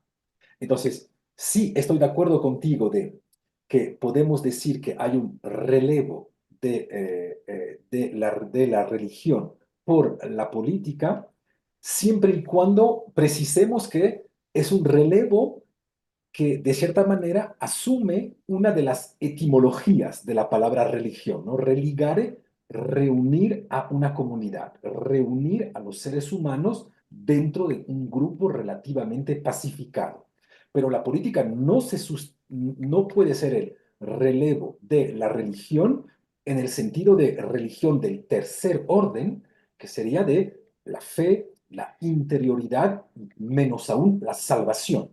Así que vemos, por ejemplo, que en ningún caso se trata para Pascal de pensar que la política tiene algo que ver con la salvación. No, tiene únicamente que ver con la paz, es decir, con la conservación de la integridad física de mi cuerpo. Ese es el único objetivo del bueno. No está mal, o sea, no es el único objetivo. Si ya la política haría eso, no estaría mal. Pero digamos que es un objetivo humilde, es un objetivo muy simple. Entonces, tal vez debamos distinguir la manifestación externa de la religión, que la política sí puede cumplir en algunos momentos de la historia. De hecho, tal vez siga siendo un poquito el caso hoy de la religión en el sentido interior o en el sentido íntimo, que permanece mucho más allá del alcance de la política. No sé, Juan Carlos, si contesto Claro, pero entonces yo conecto con la preocupación de Ramsés en torno a los derechos humanos, porque los totalitarismos del siglo XX de manera brutal, pero no solo ellos, sino que precisamente Bruno Latour u Atterrir, o sea, la política en nuestros días se está recreando precisamente subiéndose al tercer nivel y Exacto, controlando lo que creemos, ¿no? O sea, exacto. de la educación pública hasta la propaganda, pues ahora todos tenemos que ser unos buenos terrestres, decía Latour, ¿no? ¿No? O sea, es la política en nuestros días, imitando a los totalitarismos, se está transformando en religión, ¿no? Pues mira que eso es algo muy interesante lo que señalas y de hecho sería para mí un argumento a favor de Pascal. Mira cómo todos los grandes totalitarismos del siglo XX de cierta manera se caracterizan por algo. Quieren ser fundamentales, quieren fundarlo todo. Tienen esta obsesión de fundamentarse sobre algo, de ser sistemas totalmente coherentes, que por lo tanto pueden abarcarlo todo. Porque bien entendemos lo que decías, efectivamente, si yo tengo una política perfectamente fundamentada cuyo objetivo es llevarme hacia el bien, bueno, pues entonces obviamente puede legítimamente imponerme su religión, su estética, su ciencia, lo que debo pensar, lo que debo decir, lo que no debo decir, etcétera, etcétera. En cambio, una política mucho más leve, como la de Pascal, es de cierta manera más amigable, aunque en un primer momento pueda parecer más dura, pero es más amigable porque como mínimo no tiene la pretensión de decirse fundamentada. Es decir, sabe que no se fundamenta sobre nada. Y el simple hecho de saber que no se fundamenta sobre nada ya le da un alcance mucho menos importante. Y efectivamente, tal vez podamos decir que, no sé si irías hasta ahí, Juan Carlos, pero tal vez podamos decir que justamente el peligro hoy en día son los órdenes políticos que se quieren fundamentar perfectamente sobre, por ejemplo, valores, sobre cosas trascendentes. Una política fundamentada sobre algo trascendente tal vez sea por definición peligrosa, no por su maldad, pero sino simplemente por su misma coherencia. Si yo tengo un fundamento 100% establecido, pues es de cierta manera normal que lo quiera imponer o es explicable que yo lo quiera imponer. Por eso, tal vez sea mejor una política que sepa que su fundamento es frágil. Por supuesto, porque si el poder se funda en la ciencia, ¿no? Como, como pretendió, y de alguna manera lo seguirá pretendiendo, ¿no? Pero especialmente durante la pandemia, ¿no? Que la ciencia estaba ahí controlando los hilos del poder, pues, y etcétera. Porque además verás que los diferentes pretendientes al fundamento son casi infinitos. Puede ser la ciencia, también en Francia hay esta tendencia de fundamentar la política en lo económico. Cuando personas te van a decir frases del tipo, la economía dice que, bueno, la economía no dice nada. Pero, o sea, hay esta tendencia de fundamentar el orden político. Y ahí sí sería darle realmente a la política el papel total de la religión, tanto segundo orden como tercer orden, y ahí sí es la catástrofe. Ahí sí hay un inmenso problema. Y yo hoy comentaría otra situación y es la de tal vez debemos pensar que la política que se intenta fundamentar en valores siempre va a necesitar de símbolos. Y ahora lo que comparto la inquietud hay que decir, doctor Moreno Romo, porque de los totalitarismos del siglo pasado hasta los actuales que se llegan a vestir, por así decir, de republicanismos, liberales, por no decir específicamente del gobierno actual de México, pues hay muchos símbolos sin los cuales se cae. Entonces ahí también hay que tomar en cuenta que al menos hay ciertas políticas y órdenes ideológico-políticos que dependen de símbolos. Y creo que ahí hay una situación clave, porque cuando se transfigura el orden teológico en un orden secular político, hay algo que siempre va a depender el secular, y es que necesita necesariamente de símbolos. Y esa es una gran herencia que tiene el orden teológico, según alcanzo a distinguir. Y ahora ahí la siguiente alarma o idea que se puede plantear es Pascal, que posibles rutas pensaría para un mundo contemporáneo como el nuestro, que no tiene nada que digamos, de desquitarse con el de pues, los conflictos geopolíticos de Westfalia, etcétera. Creo que podemos dirigir la conversación hacia allá porque Pascal creo que no es que sea un salvador, por supuesto que no, pero en esa clave de humildad conceptual puede haber, hay muchas cosas, ¿no? El valor de la sencillez puede dar luz a órdenes políticos como el nuestro. Entonces, doctor Estefan, ahora sí que ilústrenos sobre ese tema, se puede. Ahí no creo poder contestarte así nomás, pero como mínimo para mí, o sea, una de las cosas que, sí, que siempre descarto en Pascal, no, recalco en Pascal, porque realmente me parece muy, muy interesante, es esta pregunta extremadamente difícil y que de cierta manera hemos un poquito abandonado en el campo contemporáneo, que es cuál es el alcance y los límites de lo político. Es decir, no es obvio que lo político deba ocupar la totalidad del espacio. Así que tal vez debamos simplemente volver a pensar cuál es su alcance y cuál es su límite. Por ejemplo, bien hemos visto, para retomar el ejemplo que Juan Carlos señalaba, esta idea según la cual de repente alguien pudo obligarnos a vacunarnos. No me importa saber si la vacuna es buena o mala, pero simplemente me interesa pensar desde Pascal, ¿es una decisión que tiene que ver con el orden político o son decisiones que no tienen que ver con el orden político? Pues como mínimo Pascal nos permite decirnos, a ver, ¿hasta dónde puede llegar lo político? Obviamente, incluso sin pensarlo, hasta tercer orden. Pero a mí sí me parece muy interesante repensar los límites de lo político. ¿Hasta dónde puede ir? ¿Hasta dónde puede ir y dónde no puede entrar? Y por eso a mí me interesa mucho ese ejemplo de Pascal que, claro, si tú quieres al embajador, yo voy a decirle su excelencia, no pasa nada. Pero no por eso vayas a pensar que yo creo que él es excelente. Esos son dos campos radicalmente diferentes.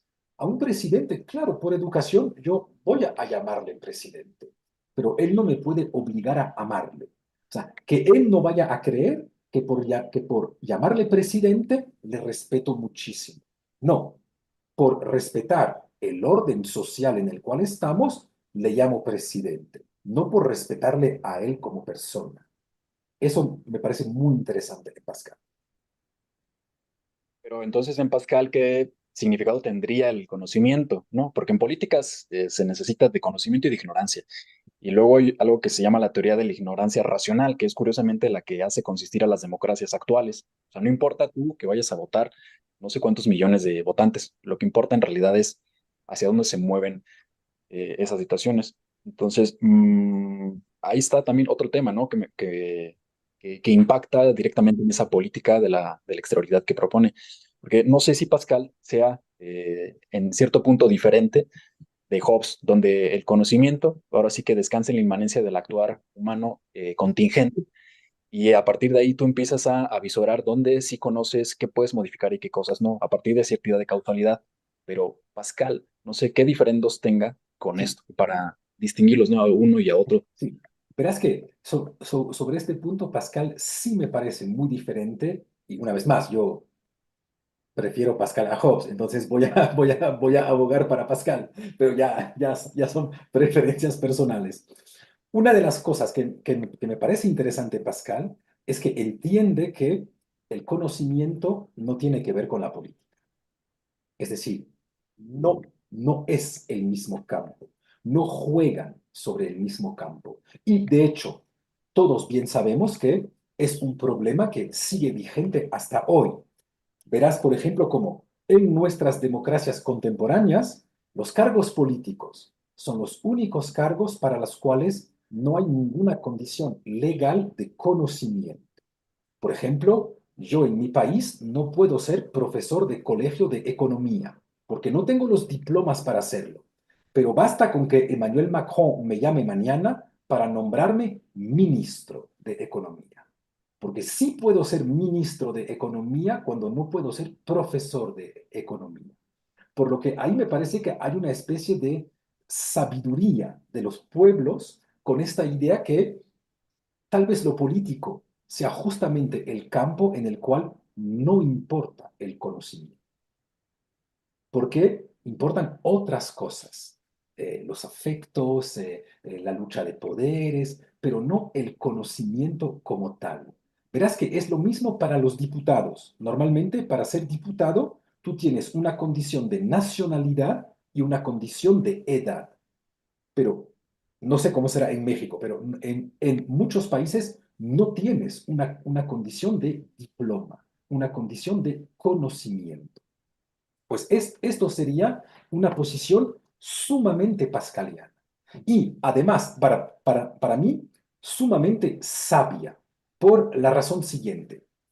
Imaginemos que digamos que queremos que nuestros diputados tengan ciertos conocimientos.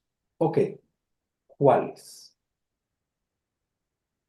Que sepan de economía, que sepan de derecho, que sepan de filosofía, que sepan de deporte, de medicina, de arte. O sea, si ves que este ha sido el debate de la política, o casi el debate central de la política antes de la modernidad, con esta idea que cuál iba a ser la educación del príncipe, qué tipo de virtudes iba a tener, cómo lo íbamos a escoger, pues ves que de cierta manera la ruptura o una de las rupturas políticas en la modernidad consiste en decir, vamos a crear un sistema político que va a funcionar por su mismo carácter sistemático, independientemente de las virtudes o de los conocimientos o no de la persona que va a estar al centro de ese sistema.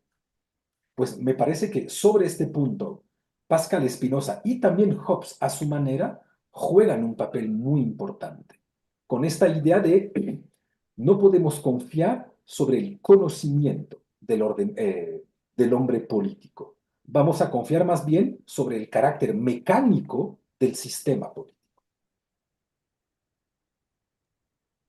Ahí la situación entonces es que sería una tercera patología tratar de mecanizar y hacer de la política un conocimiento per se, porque de las dos patologías que citó, que me quedan muy claras, ¿no? Sí, sí. Pero esta tercera sí me queda con el diferendo de un Hobbes o de un Maquiavelo para quienes consideraban el conocimiento como un arma adicional a la actividad política.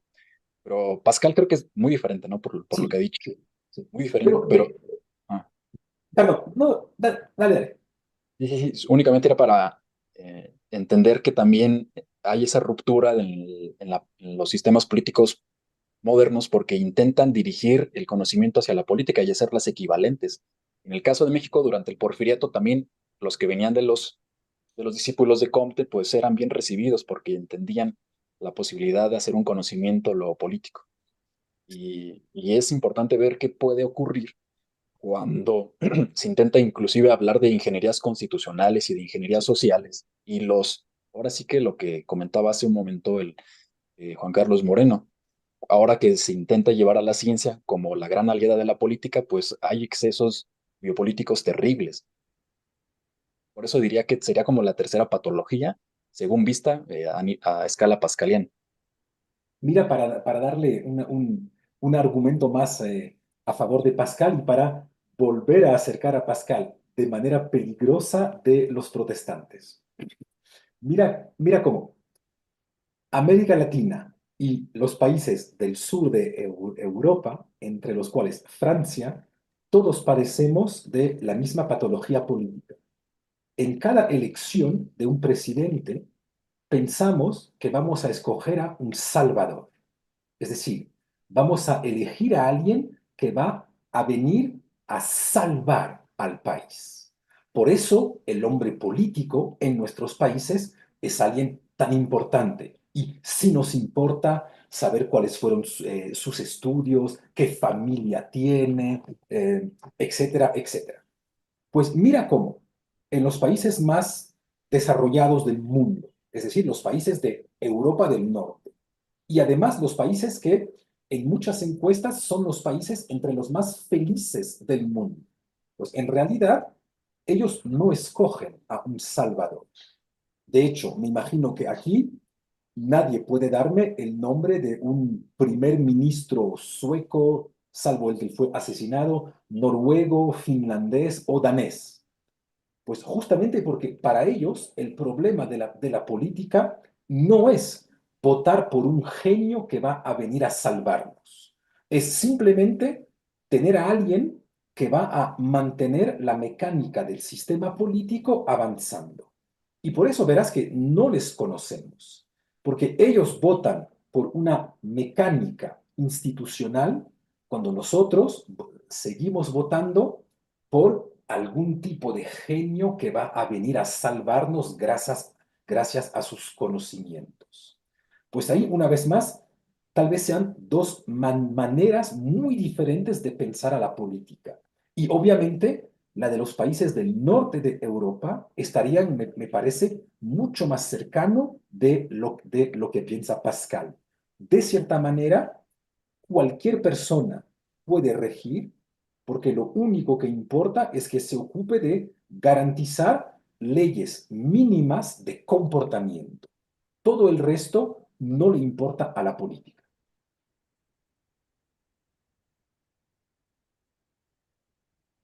Terciando quizás precisamente por esa separación de los órdenes, ¿no? Exacto, Que en exacto. nuestro mundo no hay, vamos, que nosotros sí esperaríamos que haya vasos comunicantes entre un orden y otro, ¿no? O sea, nosotros somos más cartesianos, aunque se diga que Descartes no. Es decir, sí creemos que el alma mueve al cuerpo, ¿no? De cierto Descartes. Es cierto, Descartes. Pero sí, o sea, de hecho, eso me parece claro. O sea, si hay un punto que para mí realmente es clave en Pascal, es que es un filósofo de la separación. Es el filósofo de la distinción.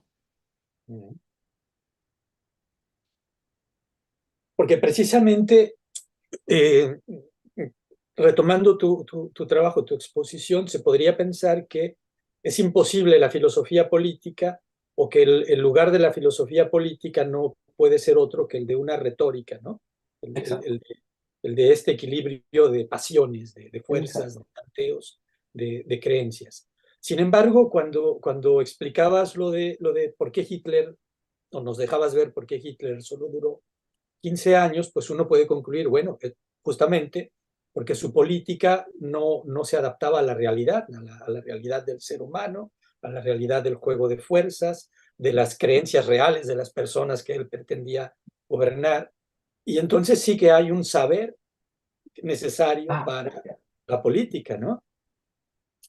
Entiendo lo que quieres decir en este sentido, pero no sé si Pascal hablaría de saber o simplemente de contingencia del estado del mundo. Es decir, hay cosas adecuadas a cierto momento de la historia y cosas inadecuadas a cierto momento de la historia. Pero no sé si un hombre político debería tener cierto tipo de saber para poder adecuar su sistema a la realidad. O simplemente esta adecuación se da como mínimo en Pascal, tal como la adecuación de los afectos de forma puramente mecánica. Y ahí, o sea, yo además siempre rescato mucho la influencia del mecanicismo sobre esos pensamientos, ¿no? O sea, que son en última instancia pensamientos que incluso en el campo de la política siguen siendo mecanicistas. Hay ciertas piezas que pueden encajar y hay otras piezas que no pueden encajar, sin que esto se pueda evaluar a la luz del bien, del mal, de la virtud, etcétera, etcétera. Una especie de contingencia realista. ahí yo añadiría la inquietud de algo que queda muy claro en Pascal, es que hay una distinción quizá muy aristotélica entre la vida activa y la vida contemplativa, porque entonces el político en esa estela seguiría siendo aquel que sabe ciertas cosas del orden práctico, pero creo que Pascal, ahí una de las herencias que alcanzo a ver es que el político tiene reservado un ámbito de actividades para las cuales puede tratar de regular esas emociones por bien de la paz social, ¿no? Pero también creo que está esa muy buen fruto pascaliano, que es el de dedicarle el tiempo y a la meditación, ¿no? El Sí. propio Pascal, porque queda muy presente y se fragua el orden meditativo o el orden contemplativo dentro de esa propuesta política. No sé al respecto si vea que puede derivarse más esta reflexión. A ver, me parece, Ramsés, que sí está ahí presente siempre y cuando lo meditativo no llegue a fundamentar a lo político. Es decir, siempre y cuando se mantenga la separación y se mantenga la distinción, que es para Pascal siempre lo más importante. Mantener la separación, mantener la distinción. Cada vez que, tal como lo que llamaba los interórdenes, cada vez que se cruzan los órdenes, es una especie de patología. Sí, coincido porque cuando se conectan de manera ahora sí que tergiversada, pues se hace del orden contemplativo una retórica de lo político y Exacto. ese es un problemón. Creo que ahí sí es Sí. una patología adicional.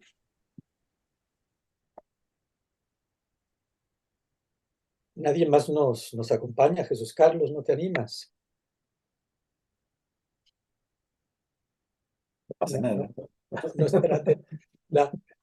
Se me ocurre también hacer el trasvase, digamos, de la epistemología pascaliana a este asunto de la política pascaliana, ¿no? Porque los expertos en Pascal dicen que frente al espíritu de sistema que él le atribuía a Descartes, que también eso tendría que discutirse, él no buscaba un método general, sino que él trabaja con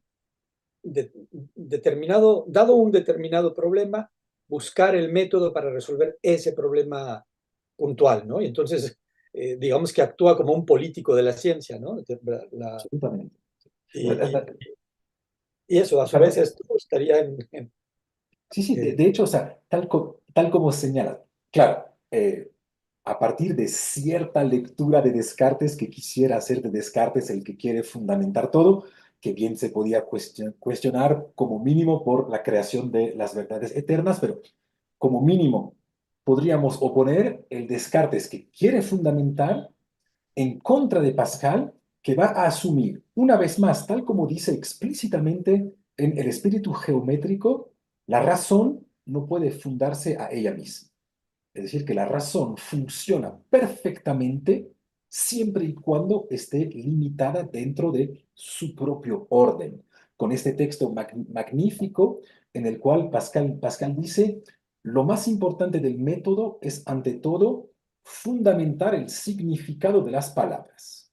Y dice, bueno, pero ahí hay una dificultad porque para definir a una palabra necesito de otras palabras y para definir a estas necesito aún más de otras. Y así hay una especie de regresión al infinito con la cual el mismo Pascal dice, bueno, entonces los primeros principios no están racionalmente fundamentados. Simplemente los conozco gracias al corazón.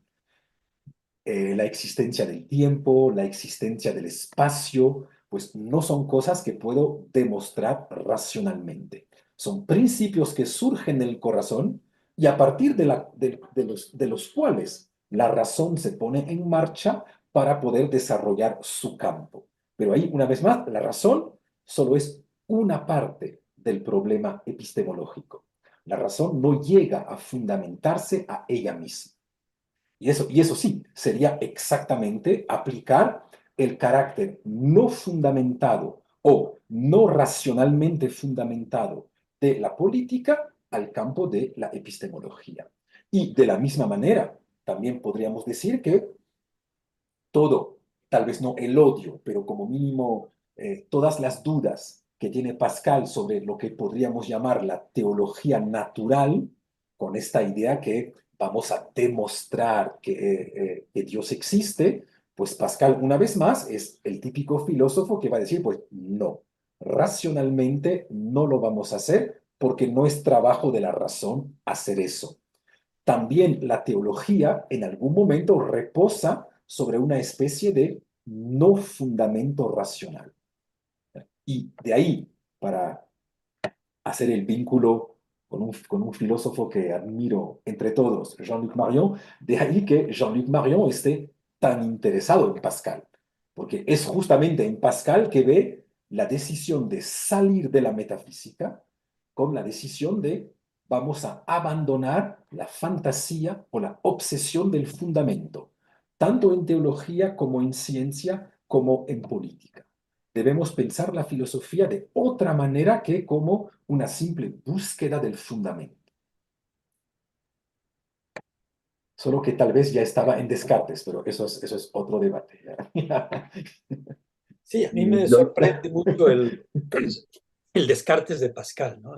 Sí, sí, sí, exacto. Habría que Sí. estudiar con microscopio qué es lo que hacía esa refracción, ¿no? Exacto. De que Pascal entendiera a Descartes a la manera de un racionalista, ¿no? Como si fuera Sí, un exacto. Sí, sí, clásico. sí. Eso es muy curioso. Ahí sí es misterioso. Ramsés, adelante.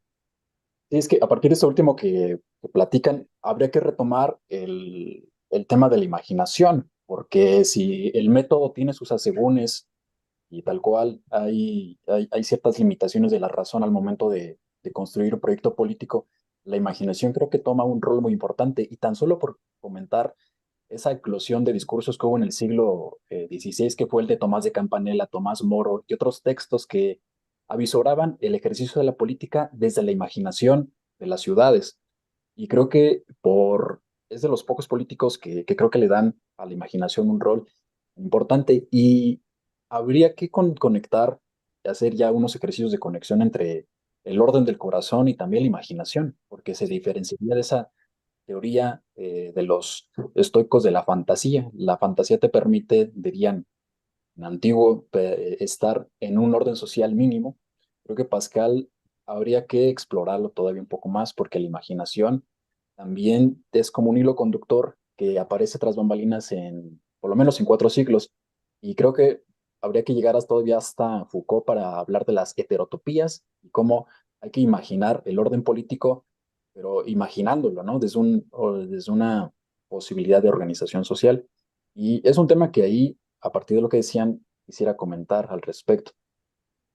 Verás que sí, la imaginación obviamente en Pascal ocupa un papel fundamental por el mismo hecho de autorregular a los afectos con esta idea que hay cosas que yo hago o que no hago por el simple hecho de imaginarme lo que los otros podrían pensar de mí si es que lo hago o si es que no lo hago. Sin embargo, me parece que la imaginación en Pascal no está o no sube al tercer orden, por una razón muy simple, por una razón casi metafísica. Verás que imaginar siempre es presentar algo, presentar una imagen o representarse una imagen. Pero una imagen, por muy genial que sea, por muy torturada que sea, una imagen siempre se mueve dentro del campo de la presencia.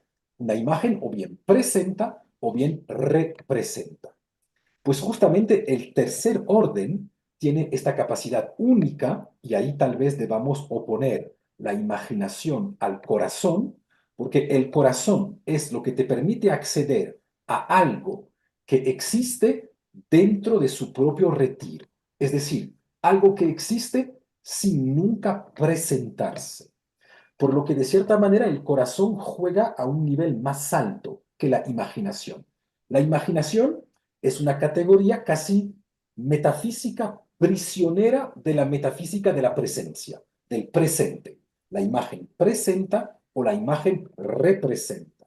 Pero el corazón tiene acceso a otros principios o a otros objetos, o no son objetos, que tienen esta característica única de no presentarse o de existir según una modalidad que no es la modalidad del presente. De ahí que el corazón sea una facultad tan alta en Pascal.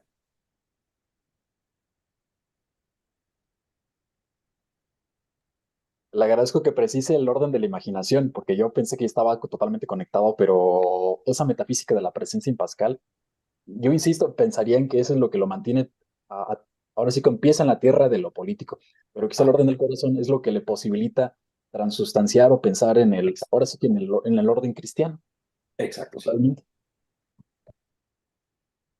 totalmente de acuerdo.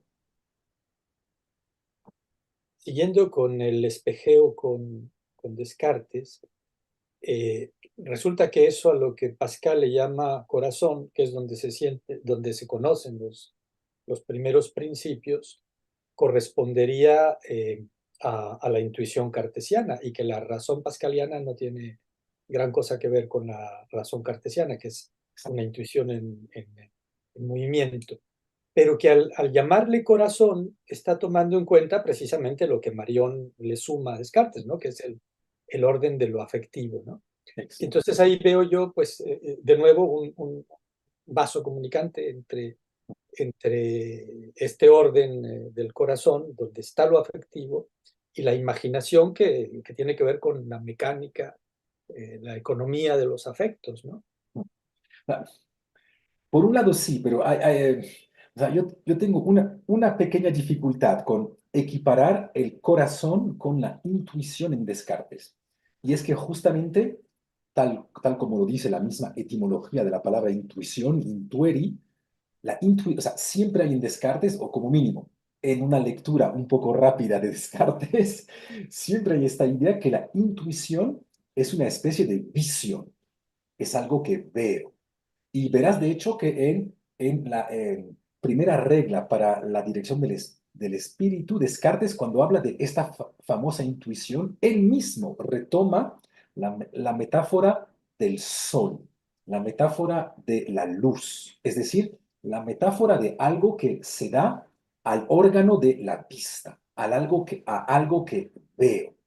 Y por eso tal vez podamos decir que ahí Descartes permanece un poco más prisionero de la presencia que Pascal, porque justamente la intuición es visual, cuando más bien podríamos decir que el corazón en Pascal es discursivo, que ya no tiene nada que ver con el hecho de presentar o el hecho de representar. O sea, tal vez haya ahí algo que trabajar, ¿no? O sea, con esta idea que lastimosamente en algunos textos, no en todos, ¿ah? Pero en algunos textos, Descartes retoma esta idea ultra clásica que la verdad se ve.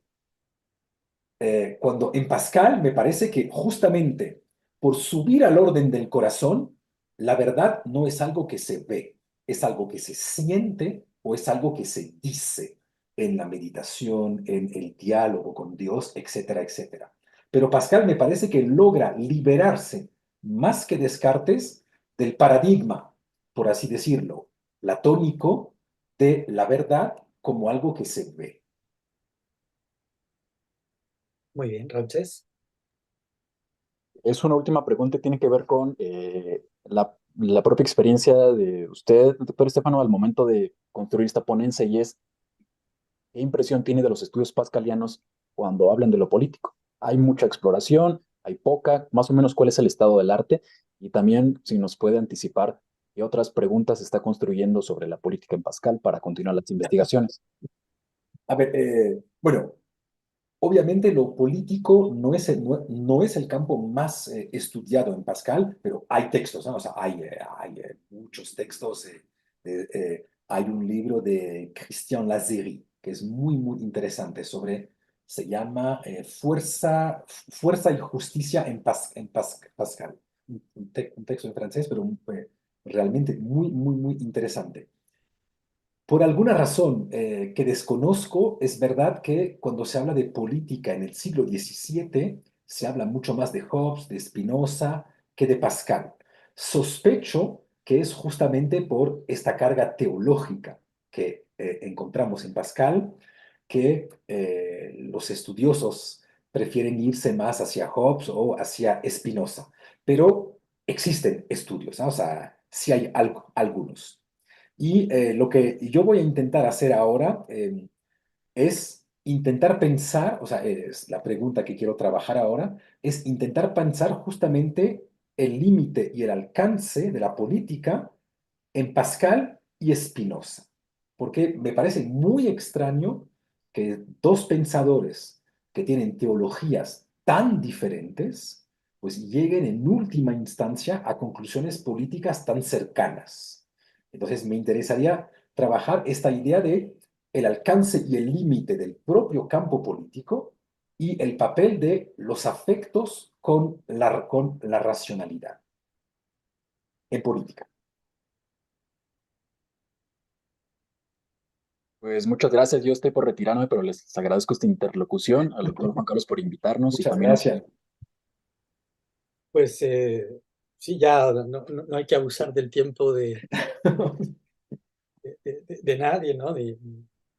Especialmente de Stefan. Entonces agradecer A a ustedes, muchísimas Stefan, a gracias. ti Ramsés, que animaste la conversación, a todas las personas que nos acompañaron y darle cita para el próximo miércoles, nuestra próxima sesión, que ya está por ahí en Facebook, la publicidad de la misma, ¿no? Y creo que tenemos ya un par de meses por ahí anunciado.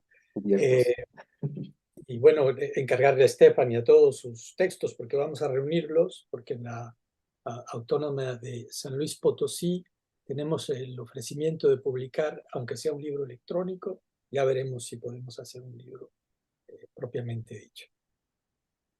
Pues, Stefan, muchas gracias Muchísimas a gracias. todos. A ti, muchas gracias. Seguimos dialogando. Chao, chao.